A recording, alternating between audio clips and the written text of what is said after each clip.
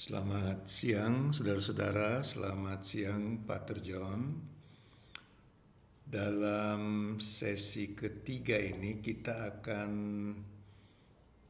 membahas bab 4 dari buku Korban dan Pendamaian, yaitu tentang korban dan pendamaian di dalam Perjanjian Lama. Korban dan pendamaian bukanlah sesuatu yang khas Israel. Kita sudah melihat dalam bab yang lalu, di Nusantara aja ada berbagai macam ritual-ritual korban dan pendamaian. Itu baru di Nusantara, belum di seluruh dunia ya, tapi agak umum di mana-mana kita bisa melihat praktek-praktek dan ritual korban ini.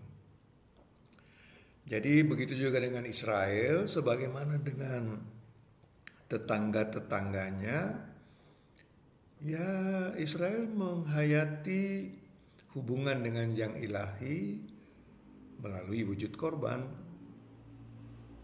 Atau kalau mau mengikuti perumusan Robert Davidson, pembimbing saya di Glasgow lama berselang, korban merupakan ritual religius yang dijalankan oleh umat Israel bersama umat-umat yang lain. Korban tidak merupakan hal yang khas iman Israel, namun korban dianggap mampu untuk mengungkapkan iman Israel. Tidak mungkin kita membahas semua rujukan tentang korban dalam Perjanjian Lama. Kita terutama akan memeriksa rujukan korban yang berkaitan dengan korban yang dilakukan dalam lingkup Bait Suci. Jadi Bait Suci itu sebuah bangunan yang terdiri atas 3 bagian.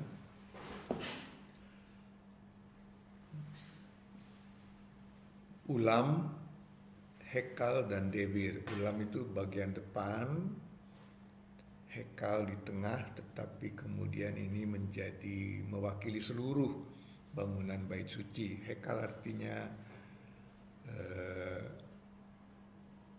temple atau bangunan suci, tapi sekaligus juga istana, karena biasanya dulu Bait Suci dibangun dalam kompleks istana, sama-sama disebut hekal.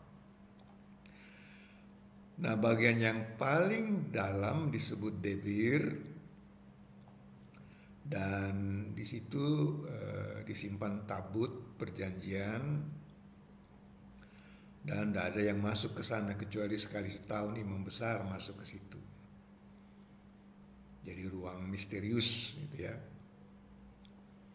Nah, tapi korban-korban dilaksanakan di depan ulam, pelataran luar, dan di situ ada mesbah, tempat orang mempersembahkan korban. Bait Suci itu sendiri sebuah bangunan yang tentu saja mengambil inspirasi dari tetangga-tetangga, misalnya dari Fenisia. Bahkan dalam ceritanya ketika bangunan Bait Suci mau dibangun oleh Raja Salomo, secara eksplisit disebutkan bahwa dia minta bantuan dari Raja Hiram, raja dari Tirus, Hiram, yang mengirimkan arsitek untuk membangun Bait Suci itu. Tetapi tentu saja dalam perkembangan kemudian terjadi perubahan-perubahan tertentu. Misalnya tadinya untuk sampai ke altar orang harus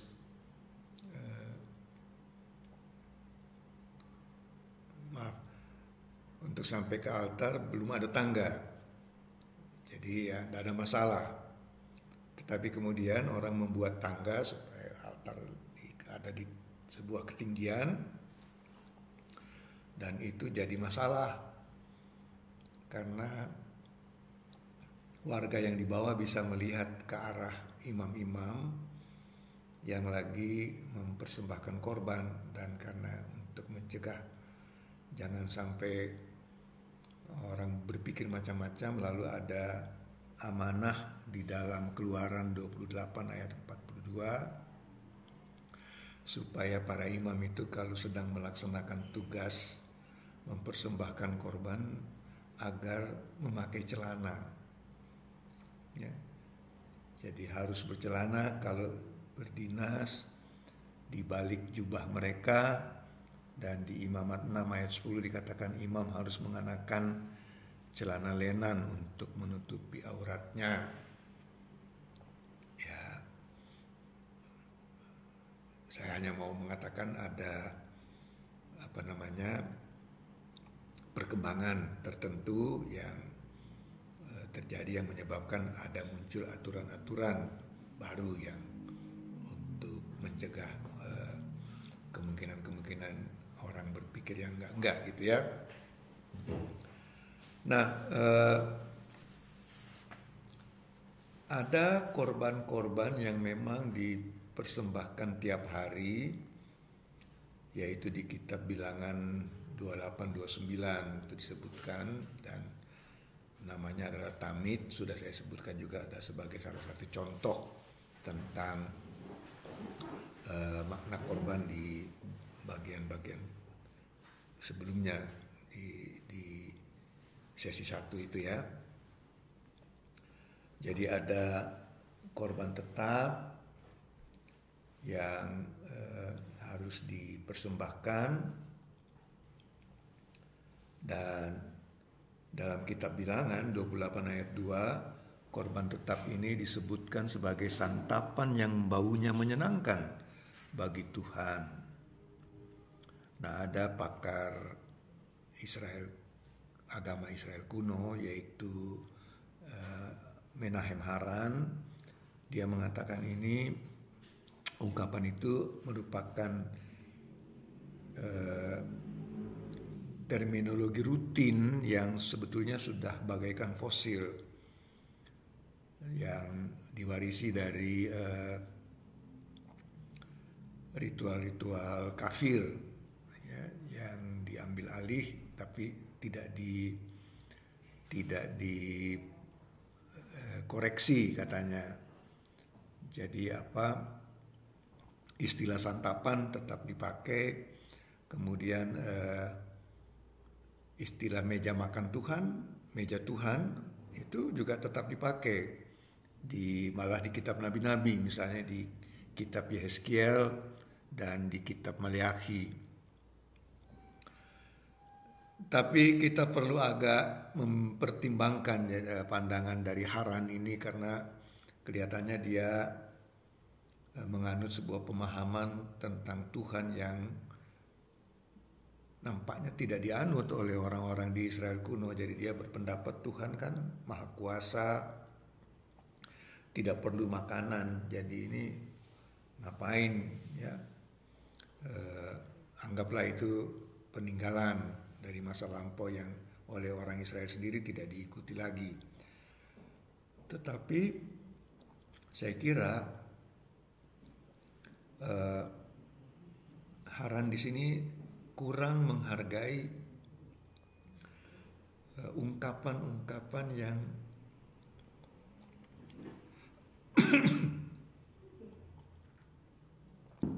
bersifat simbolik atau metaforik. Jadi kalau itu dipakai istilah santapan yang berbau harum, ya kan metaforik sifatnya. Memang Tuhan kita tidak bisa mengatakan Tuhan makan, tapi ungkapan ini juga jangan diabaikan gitu loh. Jangan dianggap hanya sekedar kiasan atau peninggalan atau warisan dari orang kafir. Ya, ada maknanya yang saya kira tetap penting. Dan kalau kita ingat dalam kuliah pertama, kita membawa persembahan kepada Tuhan. Itu kan metaforik juga gitu loh. Ya, dan kalau itu berupa makanan dan minuman, ya tentu kita tidak berpendapat bahwa Tuhan lagi makan dan minum, tapi ya ada bayangan tertentu sebagaimana kita manusia makan dan minum, kita bayangkan tentang Tuhan juga seperti itu. Meskipun kita tahu persis, kita tahu betul bahwa Tuhan tidak seperti kita gitu loh.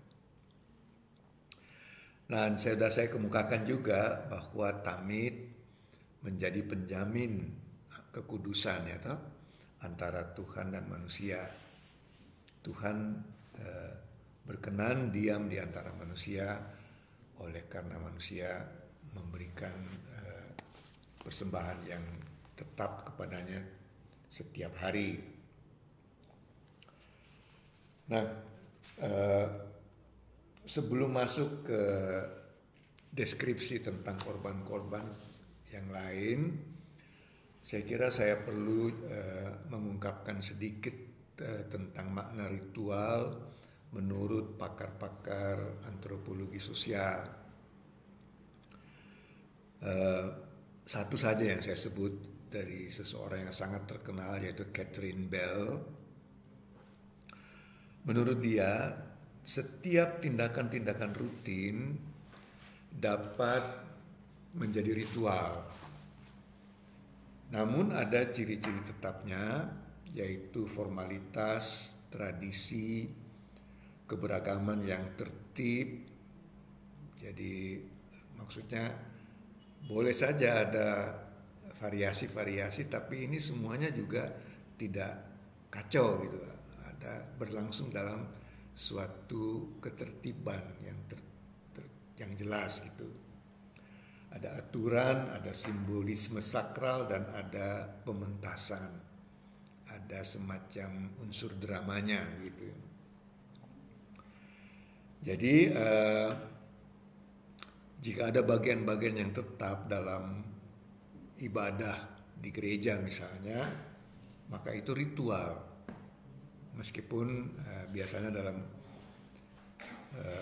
kebaktian-kebaktian Protestan kami menyebutkannya liturgi.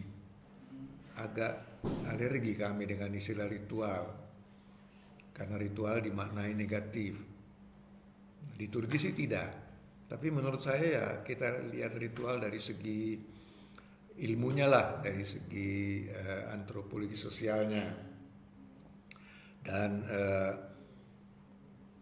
sebenarnya ada sih di setiap gereja Protestan ada juga ritual. Kalau baptisan dan sakramen perjamuan kudus, apa itu kalau bukan ritual? Dan dalam setiap ibadah dari gereja Protestan yang paling bebas, yang paling tidak pakai liturgi pun, kalau diamati dengan teliti kelihatannya ada juga meskipun kelihatannya berubah-ubah dari hari ke hari, akan kelihatan bahwa ada yang tetap. Dalam yang berubah-ubah itu, kalau dilihat dari hari ke hari akan berulang. Nah, itu kan termasuk dalam ritual yang tetap, atau yang dikatakan oleh Catherine Bell sebagai discipline invariance itu. Nah, korban sangat penting karena dalam kitab Imamat kan itu settingnya adalah amanah atau perintah Tuhan kepada Musa di kemah pertemuan ketika mereka belum sampai ke tanah perjanjian. Tapi di sini sudah ada modelnya yang diberikan kepada Musa. Di samping dasar titah ada model untuk ibadah. Dan sampai deskripsinya pun itu ya, kalau dilihat dalam kerangka narasinya, itu kan dalam rangka amanah Tuhan kepada Musa gitu ya. Nah,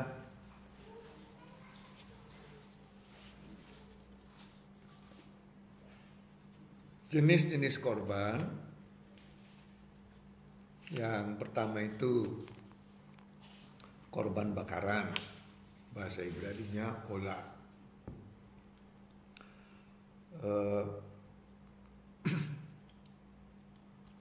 Bahannya adalah binatang ternak, yaitu lembu, kambing atau domba, dan burung tekukur atau merpati. Dan itu tergantung dari status seseorang. Kalau golongan atas tentu mempersembahkan korban berupa sapi atau lembu. Golongan menengah mempersembahkan kambing atau domba, sedangkan golongan bawah mempersembahkan burung.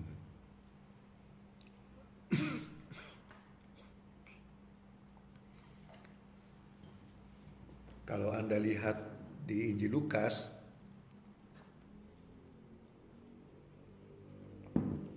pasal 2 ayat 24, maka orang tua Yesus ketika membawa Yesus ke bait suci di Yerusalem, mereka membawa burung, dan itu memperlihatkan status Yosef dan Maria sebagai orang miskin. Ya. Nah, orang yang punya hajat untuk mempersembahkan korban bakaran ini, menurut teksnya harus menyembelih sendiri binatang korbannya. Kalau korbannya burung, maka imam yang membawa korban itu ke mezbah dan memelintir kepala burungnya. Jadi ketika orang itu menyembelih binatang korbannya, ia kemudian mengulitinya dan memotongnya menjadi beberapa bagian. Lalu para imam mengatur secara teliti potongan-potongan ini di atas altar. Dan isi perut dan kaki harus dibasuh dulu dengan air sebelum dibakar. Olah juga disebut isye,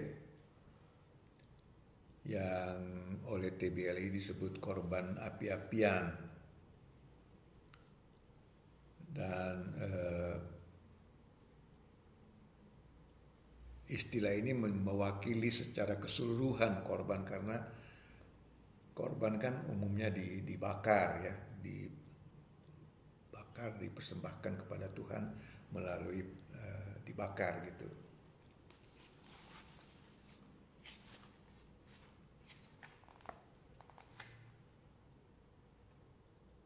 Dan korban api-apian ini baunya seperti tadi sudah dikemukakan juga, baunya menyenangkan bagi Tuhan. Dan para penafsir biasanya mengatakan ini bahasa antropomorfis. Tuhan digambarkan sebagai memiliki sifat-sifat manusia, padahal dia bukan manusia. Tetapi ya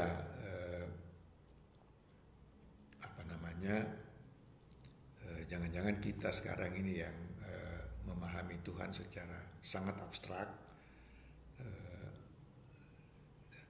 sulit memahami gambaran Tuhan yang digambarkan seperti manusia gitu.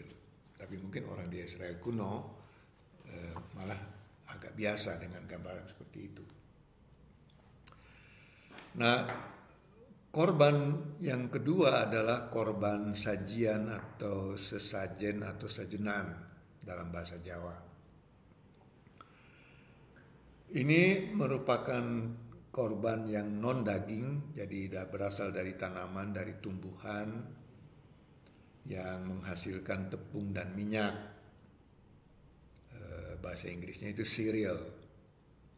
cereal offerings. Dan korban ini disertai dengan bubuhan kemenyan. Jadi yang punya hajat harus membawanya ke imam, imam mengambil segenggam daripadanya kemudian membakarnya di atas altar, selebihnya menjadi milik imam. Ada berbagai jenis minhah, ada yang tadi itu, tapi ada juga yang dibuat jadi roti, kemudian rotinya dipersembahkan di altar. Tetapi ada juga yang merupakan hasil pertama dari panenan yang biasanya disebut ulu hasil. Dan ulu hasil itu pun dapat dibawa ke hadapan imam dan dikorbankan sebagai pemberian kepada Tuhan.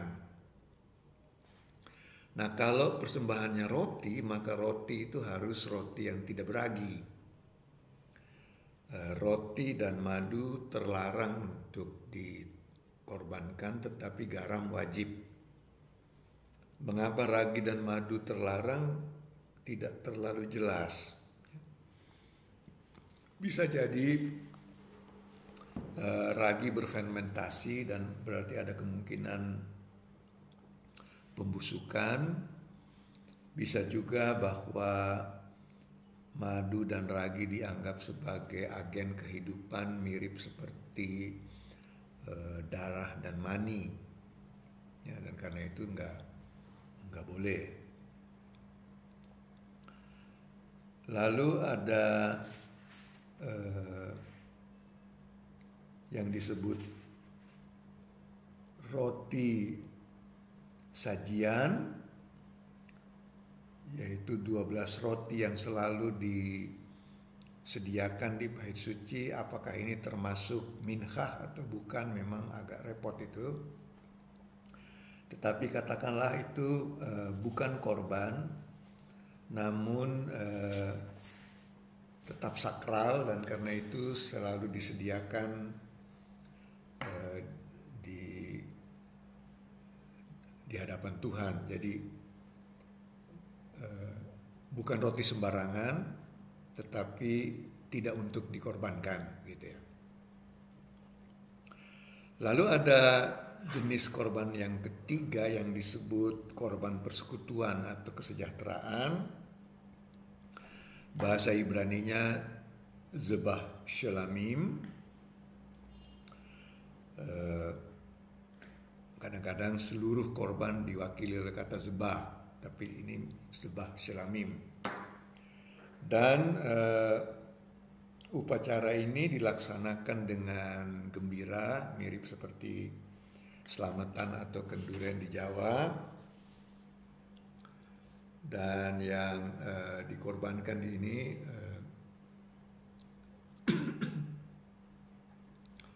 sebagian untuk Tuhan dan sebagian untuk imam, sebagian lagi untuk yang punya hajat. Di Imamat 3 ayat 16 ayat 17 dinyatakan bahwa semua lemak, bagian yang paling enak dari daging, itu menjadi hak Tuhan.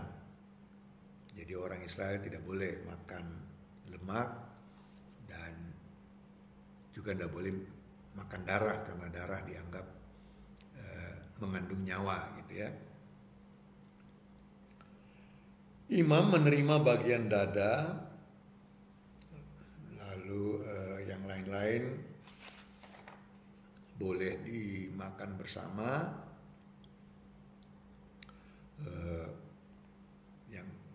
Oleh yang punya hajat, dan itu pun terbagi atas 3 macam. Yang pertama itu korban syukur, lalu ada korban sukarela, dan ada yang ketiga yaitu korban berupa nazar. Jadi kalau orang bernazar, maka dia biasanya mempersembahkan korban juga. Lalu ada yang disebut korban penghapus dosa atau khatat, yang bisa juga disebut purification offering, persembahan untuk memurnikan atau menghapus pelanggaran. Jadi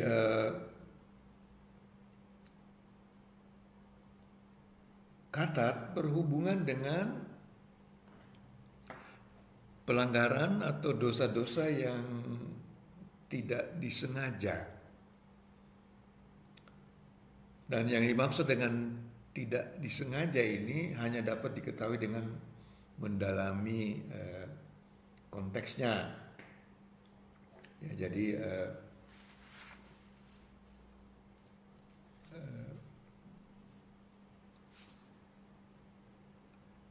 persoalannya adalah kalau pelanggaran itu disengaja, maka nggak bisa dipersembahkan korban karena untuk korban yang untuk pelanggaran yang disengaja hukumannya itu hukuman mati, nggak bisa diselamatkan oleh korban gitu loh. Sehingga meskipun di sini disebut korban penghapus dosa, itu yang pelanggarannya dilakukan tanpa sengaja gitu ya. Di bilangan 15 mereka yang berdosa dianggap penista Tuhan dan harus dilenyapkan dari tengah-tengah Israel. Jadi akhirnya khatat atau pelanggaran ini yang tidak sengaja, maka itu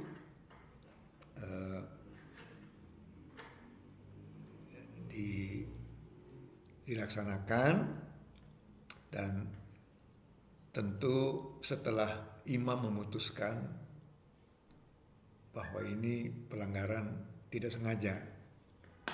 Ya, jadi semuanya bisa dipulihkan gitu. Kemudian ada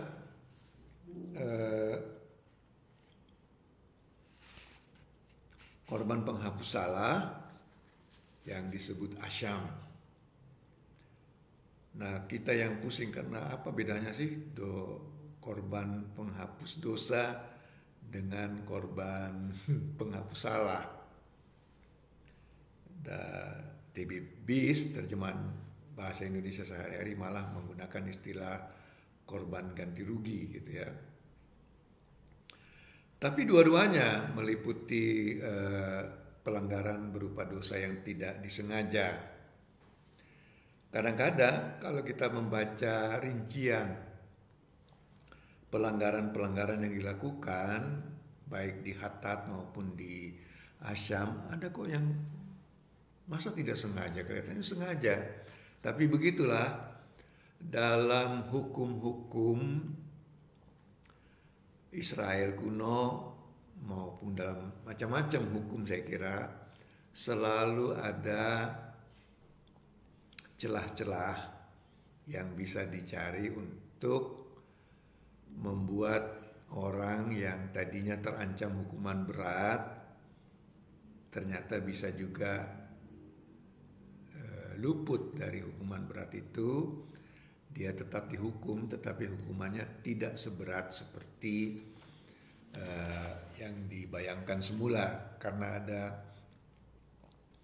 celah-celah atau istilahnya itu loopholes. Dan kelihatannya dari zaman dulu pun para imam itu terampil di dalam mencari loopholes demi untuk kemaslahatan dari umat. Dan saya kira ini penting ya, karena dalam zaman sekarang pejabat-pejabat agama atau imam-imam itu malah bukannya cari loopholes kalau ada warga yang punya masalah, malah nggak mau cari loopholes orang yang bersalah, harus dihukum berat sesuai dengan ketentuan-ketentuan yang dianggap datang dari surga begitu loh. Jadi menurut saya ini bertentangan dengan dengan jiwa dari para imam di zaman Israel kuno itu loh. Ya kita bisa bilang bahwa imam-imam bagaimana sih? Tapi ya kalau saya sendiri, saya pikir sedapat mungkin kita mencoba untuk meringankan konsekuensi-konsekuensi dari sanksi-sanksi hukum kepada umat gitu ya. Kan tugas kita adalah membawa penghiburan kepada umat, bukan membawa beban kepada umat. Tapi saya agak melantur di sini, saya harus menyambung.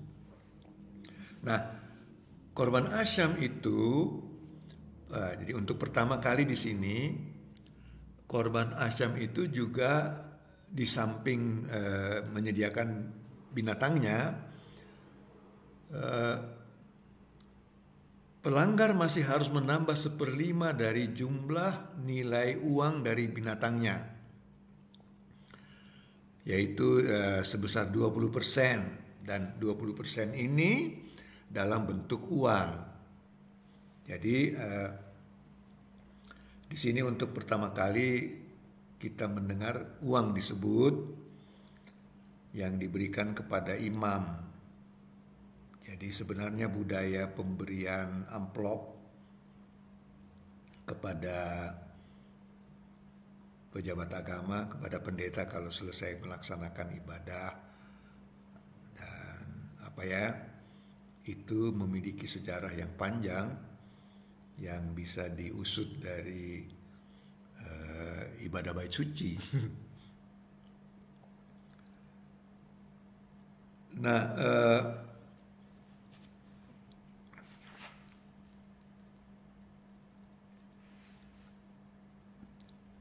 tadi saya menyebutkan bahwa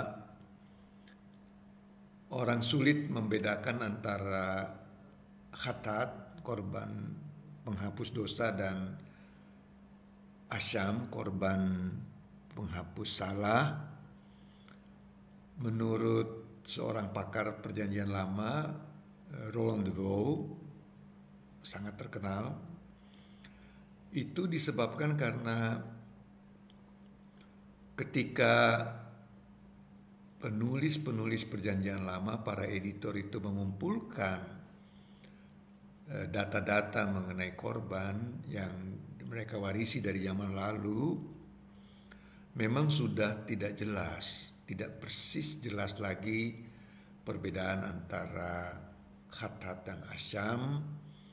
Dan karena itu ya kita sekarang jangan percuma untuk menulis karya ilmiah mau memecahkan, meneliti kembali yang mana sebetulnya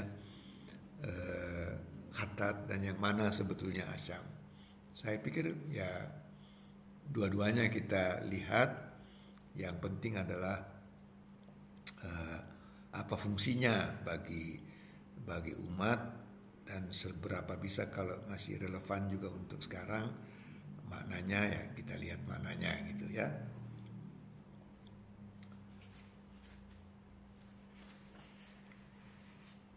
Lalu yang perlu saya terangkan juga adalah mengenai korban pada hari raya pendamaian.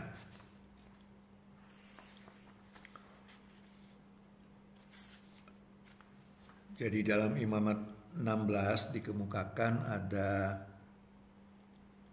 upacara yang sangat penting, Imamat 16 1-34, dan di situ yang memegang peranan adalah imam besar atau imam agung.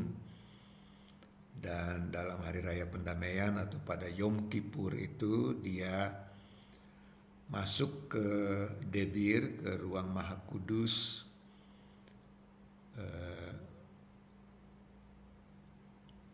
satu kali 1 tahun, jadi tidak setiap hari ya.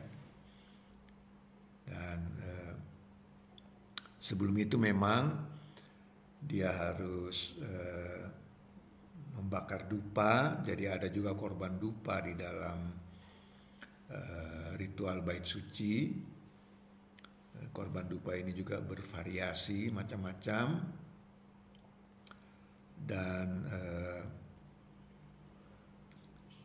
sampai hari ini pun dalam ibadah gereja Katolik kan kita masih melihat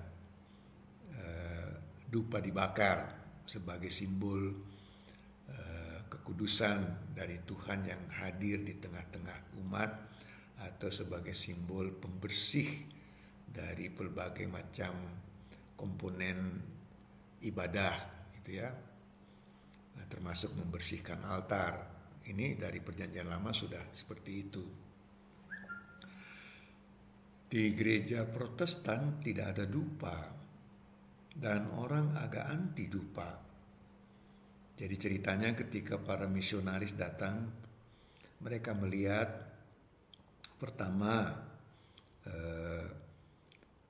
agama-agama lokal yang menggunakan dupa, dan itu oleh para misionaris Protestan yang kebanyakan ya tidak punya pengetahuan banyak tentang budaya dan agama orang Asia, orang Timur. Lalu kebanyakan juga agak fundamentalis. Ya, mereka menganggap itu sebagai alat komunikasi dengan setan, dengan kuasa-kuasa gelap. Jadi itu pertama. Yang kedua, itu dipakai oleh orang Katolik. Dan dulu kan orang Protestan dan Katolik musuhan. Jadi kalau orang Katolik pakai dupa, kita jangan pakai dupa. Kita kan sudah Protestan gitu loh. Jadi untuk waktu yang lama memang orang Protestan anti dupa, dan karena itulah dalam terjemahan Alkitab yang kita bisa lihat sampai sekarang nggak ada kata dupa. Yang dipakai itu kan ukupan. Siapa yang ngerti istilah ukupan pada zaman sekarang? Tapi menurut teman-teman dari Lembaga Alkitab Indonesia, dalam terjemahan yang lebih baru, nanti semua istilah ukupan itu akan diganti dengan dupa. Ya, Israel kuno pakai dupa, kita harus mengakui hal itu, jangan ditutup-tutupi gitu ya. Nah, pada Hari Raya Pendamaian, sebelumnya orang semua berpuasa, lalu pada ketika waktunya tiba, imam besar harus mandi dan mengenakan pakaian imam besar. Tapi bukan yang lengkap ya, yang biasa, yang pakaian imam lah, yang biasa, pakaian imam besar. Lalu dia masuk ke tempat kudus dengan membawa seekor lembu jantan untuk korban hatat dan seekor domba jantan untuk korban olah. Dari umat Israel, ia harus mengambil 2 ekor kambing jantan untuk korban hatat dan 1 domba jantan untuk olah. Lembu itu dikorbankannya untuk pendamaian bagi dia dan keluarganya. Setelah itu dia menempatkan 2 kambing jantan di depan kemah pertemuan dan membuang undi. Yang 1 dipersembahkan untuk Tuhan berupa dikorbankan, yang lainnya dikatakan untuk Azazel. Yang untuk Azazel ini harus diusir ke padang gurun. Nah, setelah itu lembu jantan dikorbankan oleh Harun sebagai imam besar. Lalu dia membawa korban dupa wangi ke dalam debir, ke ruang maha kudus, memercikkan darah itu 7 kali di depan tutup pendamaian. Tutup pendamaian itu tutup dari tabut perjanjian yang dianggap sangat kudus. Kenapa? Karena di tempat kudus Kudus itu, di depan tabut perjanjian itu dulu Tuhan berbicara dengan Musa muka dengan muka gitu. Sangat kudus ya. Itu dapat kita baca di Keluaran 25 ayat 22. Lalu imam besar keluar dari Debir membuat perdamaian dengan cara yang sama. Lalu menyatakan bahwa semua dosa dari umat yang terjadi selama setahun sudah dihapus. Kita sudah bersih lagi dari segala pelanggaran-pelanggaran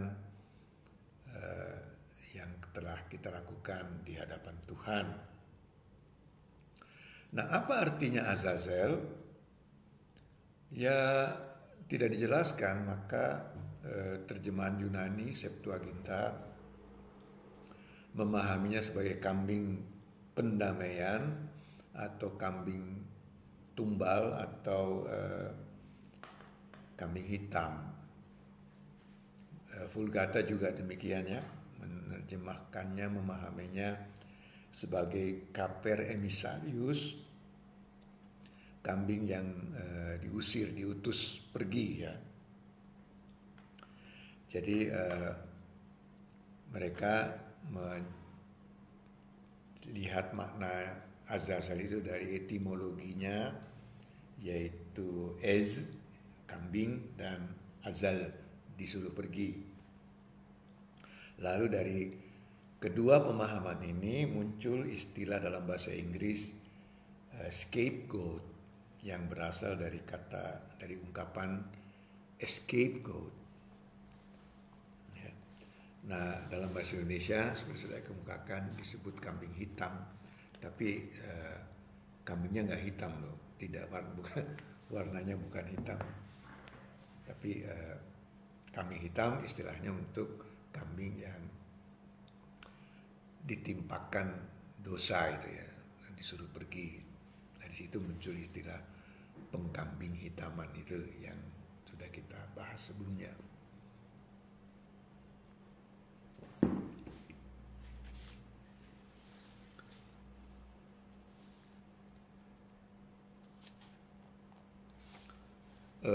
Menarik bahwa dalam ritual kambing yang diusir itu kan diusir untuk siapa? Untuk ya, salah satu kemungkinan adalah untuk yang bau rekso di padang gurun. Jadi berarti ada juga pihak ketiga ya. Nah, ingat apa yang tadi sebelumnya sudah saya kemukakan mengenai Eben Nubantimo yang menerapkan pemahaman dari Evans Pritchard tentang korban piakular itu. Ada kepada Tuhan tapi juga kepada setan gitu ya. Jadi dalam ritual hari raya pendamaian tampaknya tadinya juga ada semacam itu. Bagaimana pihak ketiga juga diberikan sesuatu gitu ya. Nah, yang penting adalah tadi sudah saya katakan, saya kan membantah pemahaman René Girard bahwa semua korban adalah pengkambing hitaman. Bahkan di dalam teks Imamat 16 ini yang berbicara tentang binatang yang diusir itu kalau Anda perhatikan baik-baik dalam teksnya itu kan ada dua binatang. Yang satu memang dikorbankan, tapi dia bukan kambing hitam. Sedangkan yang dikambing hitamkan ini, yang diusir, itu tidak dikorbankan. Jadi yang pertama mengamati dengan jeli ini adalah Defoe tadi. Tapi saya kira baik untuk bisa melihat gitu ya, bahwa tidak semua korban adalah dalam rangka pengkambing hitaman. Jadi saya ini merasa agak ironis bahwa pemahaman mengenai kambing hitam dari Girard dan istilah kambing hitam atau scapegoat yang dipergunakannya sebagai salah satu judul bukunya, The Scapegoat, yang aslinya berasal dari diskursus mengenai Hari Raya Pendamaian di Imamat pasal 16, ternyata tidak cocok dengan uraian di dalam teks Ibrani Perjanjian Lama itu sendiri. Ya, itu saudara-saudara tentang jenis-jenis korban dalam Perjanjian Lama. Sisanya saya kira Anda baca sendiri juga mengenai kemungkinan adanya korban manusia di dalam Perjanjian Lama. Karena berikutnya dalam sesi yang akan datang kita akan membahas tentang hal-hal yang lain, yaitu mengenai